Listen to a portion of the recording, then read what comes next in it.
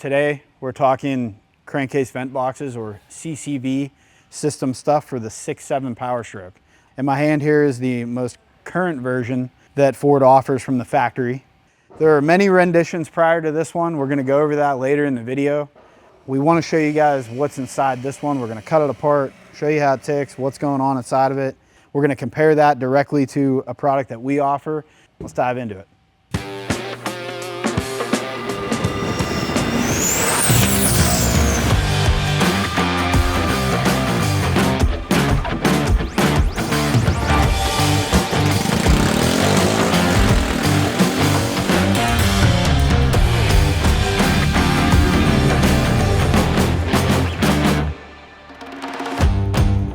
So first things first, let's talk about what we actually have here in front of us. So as I said, this seems to be the current go-to.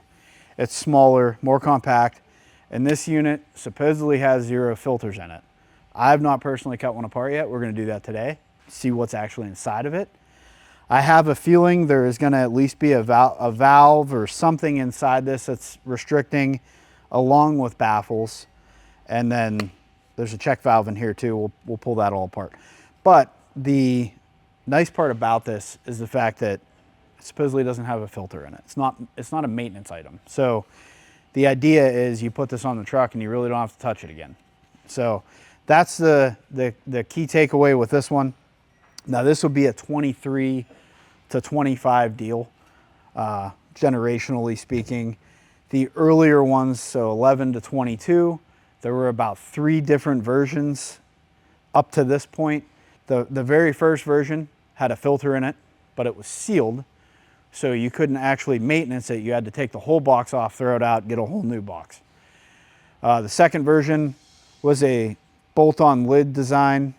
You take the whole lid off, and there's actually 2 filters in that version. The third version, which I believe was up to the 2021 or 2022 model year, it had a round filter that dropped in. It was a single filter. So those boxes were maintenanceable. Those boxes you could unbolt the top, change a filter. You didn't have to throw the whole box away. So Ford saw the issue and they kind of, in a way, progressively made it better as the generations of trucks and engines went on. But I have a feeling that since the factory was still involved with this, and money is always a big thing when you're producing stuff at this level, there's still going to be some give and take that we're going to find in this box. So that is the gist of the factory stuff. Now with ours, this is our recirculating one that we sell. It's a replacement unit. We've had it for sale for a few years. It is a 2-piece style. It's billet aluminum.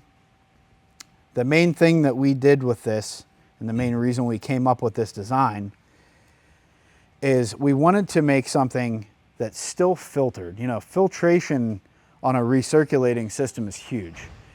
You really don't just want a baffle network, because you're still going to get a lot of oil deposits in the actual airstream, you know, the crankcase airstream that's getting sucked back and recirculated through the intake system of the truck. So if you only say this only has a baffle network in it, it still is not going to do the job that the filter is going to do, or a filter is going to do. So recirculating, you want a baffle network, but you also want some kind of filtration.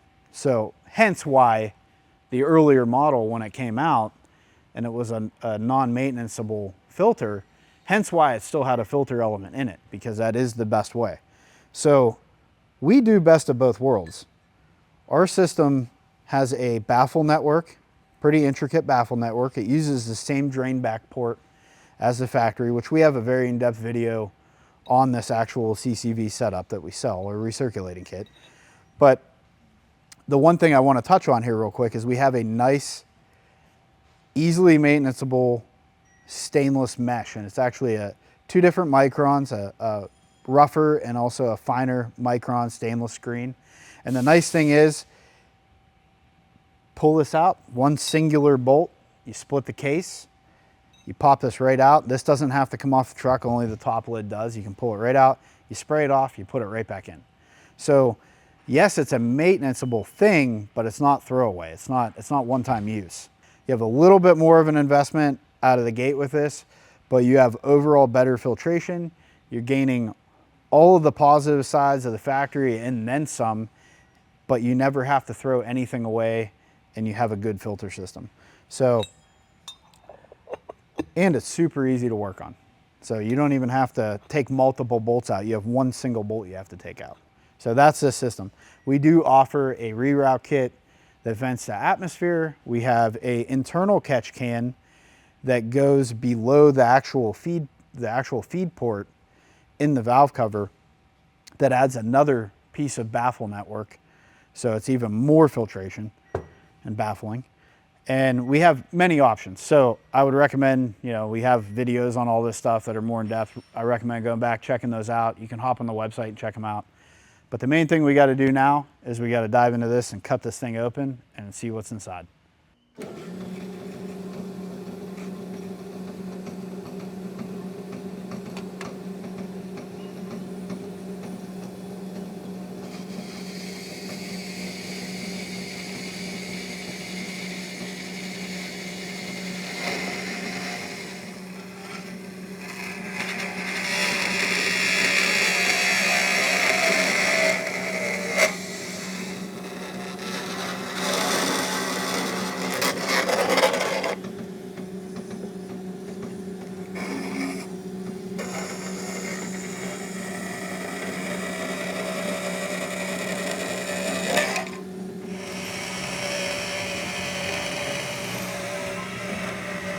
Almost forgot my safety glasses.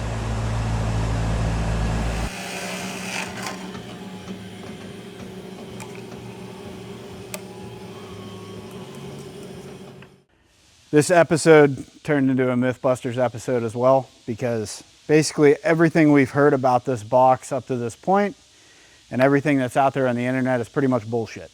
So if you're purchasing this box because you think there's only baffles in it, you're wrong, and whoever on TikTok or whatever told you is wrong as well. So we cut this open. We're going to break it down now, show you what's inside of it. You're seeing it for the first time as I am, because we haven't cut one apart yet, because obviously we run our products and we've engineered this product to be way better than anything else that was out on the market, and especially better than the factory stuff. But let's break this down. So clearly we cut the top lid off first, well, the top section, let's call it. And as you can see in the top section of this, and here we have a filter.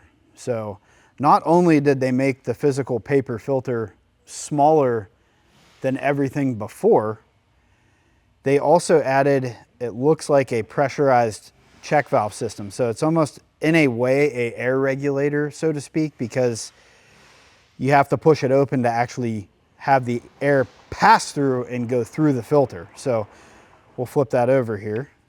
So we cut the bottom off as well. All right, so here's where the air enters into the actual crankcase box out of the valve cover. And we also found that they have a little deflector slash restrictor piece that goes on here. So as the air is coming in, it's physically hitting this and deflecting it before it can actually go to the filter and then the baffle network.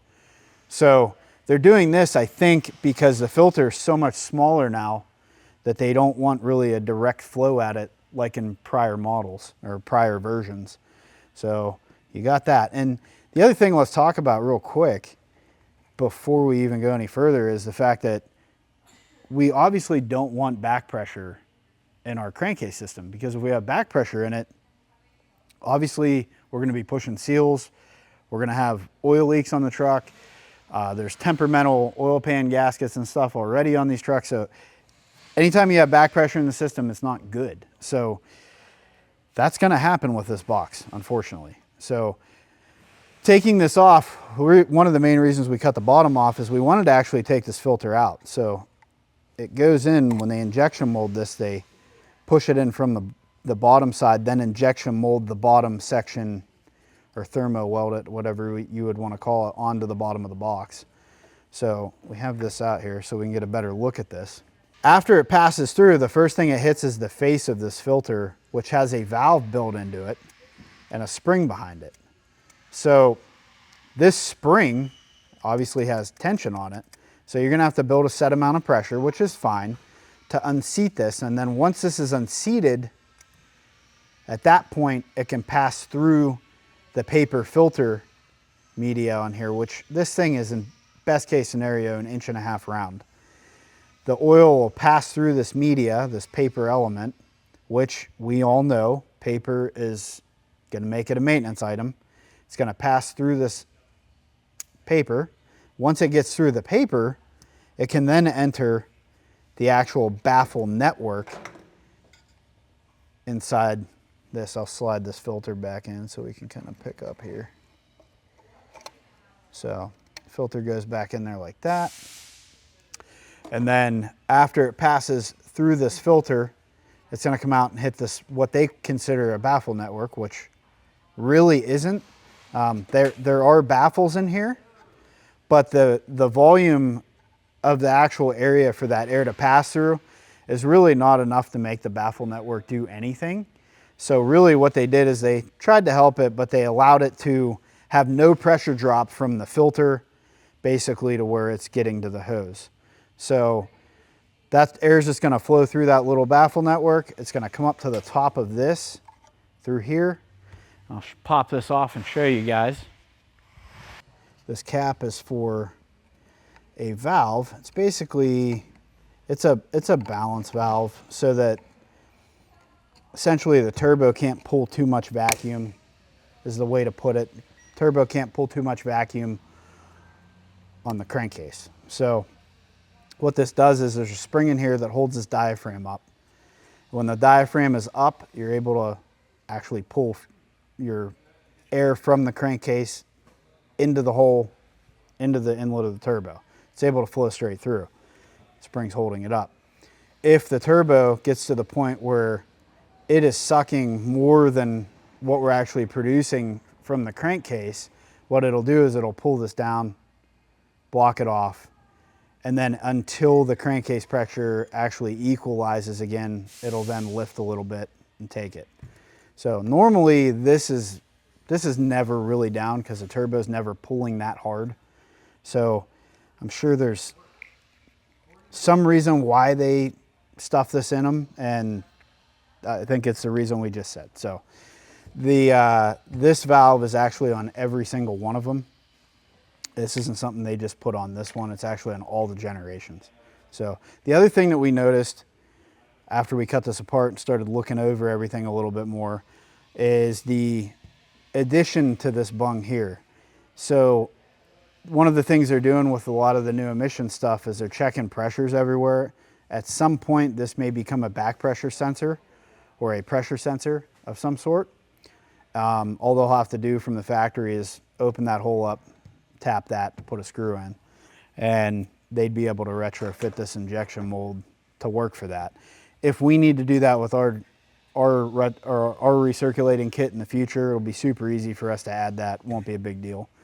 And then we also have this port here in the valve cover. This port here is the drain back. So anything that is collected in the baffle network or by the filter assembly, whatever you want to call it, that oil that's collected can then drain back to the crankcase via this hole here. So it fills up that little bore on the valve cover, and there's a hole in that, and then it'll drain back to the crankcase where it came from. The 23 to 25 box, in my opinion, is probably the worst one yet. Your internal volume's less. The filter is smaller, as you can see. The other filters are 3 to 4 times the size of this. So you're talking your surface area, so the amount of flow you can run through it, it's much better than this. The box itself is smaller, as I said, so there's all kinds of volume issues. And then the crazy part to me is on the HO motors, we're making more horsepower than we ever have from the factory with this engine. And they made the crankcase vent box smaller. So yeah, doesn't really make a whole lot of sense to me. But to summarize it up, I actually think we're worse off with this. So not the best one to buy. I wouldn't recommend buying it at all. And we can clearly tell that the internet is full of shit, and the box is also a pile of shit. So unfortunately, the internet is wrong, and everyone that's out there talking about this box, it is a maintenance item. There is a filter in it. It's not just baffles. It is going to require you to change it. So as in the prior generations, the first version of this box on the 11 to 14 6.7 Power Stroke, it was a sealed unit just like this with a filter in it. So that filter would clog up. You'd have to take the box off and throw it away. You're gonna have to do the same exact thing with this box. Really, as we started the video thinking that they made it better throughout the years and through the generations, they kind of went backwards. And when I say they, I mean forward. They cheapened the box up. They made it smaller. You have less volume flowing through the filter than you did even in the very first box. So really, at the end of the day, this is 100% opposite of what everyone says. So if you don't want to have a maintenance item, you don't want to replace the box every time it starts to get clogged up, you don't want this one. You don't want this box. The earlier one prior to this, so call it the third and the second generation versions, they were actually better because you could at least unbolt the lid, change just the filters. Now you're back to changing the whole box again. So if you don't want to deal with that, go with our recirculating kit. Works exactly the same way as I showed earlier. And as I told everyone earlier, if you want more information on us, we have a really nice in-depth video on it. But you get your filter, you get your baffle network, and it's not a replacement maintenance item. It's a reusable maintenance item. That's the key thing. Clean it, rinse it off, put it back in. You can get to the filter with one bolt. You don't have to unbolt the whole box off the truck to actually maintenance it. It's real clean cut, it's simple, and it does all the same things that you want that box to do in a very nice, compact, simple manner. So oil drain back, filter, baffle, the whole deal. Hopefully you learned along with us in this video today, because you got to see this for the first time along with us. So hopefully you learned, hopefully that answers some questions for you. So if you guys want to see a bunch of 6.7 Power Stroke content, Mustang content, please subscribe. If you guys want to comment and let us know if there's anything we missed, please do that. Comment, let us know. And please like the video. It helps us because we're trying to do this every week, and it lets us know you're watching. And also, if you want to talk to us, shoot us a message, email us, give us a call. We'd be more than happy to help you out with any questions you may have, and we'll catch you on the next one.